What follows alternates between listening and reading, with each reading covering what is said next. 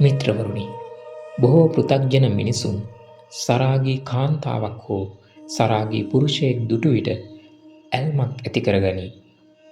ඇය හෝ ඔහු සමග රාගික සිතුවිලි හෝ සිහින සමුදායක පැටලෙයි.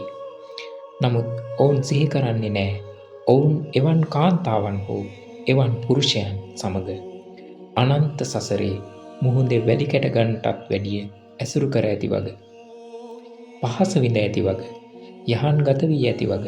නමුත් ඔවුන් මේ භවයේ එවන් දේ සොයාගෙන මෝහයෙන් ගමන් කරයි.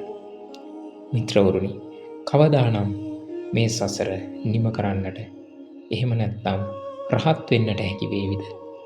නමුත් ඊටාම සුළු පිරිසක් සාංසාරික දිගුවේ නිරර්ථක බව දැක එවන් අවස්ථාවල සිත දමනය කොට ආර්ය අෂ්ටාංගික මාර්ගයේ පූර්ණය කොට රහත් භාවයට පත් වී සසර ඇවිදීම නතර කරයි.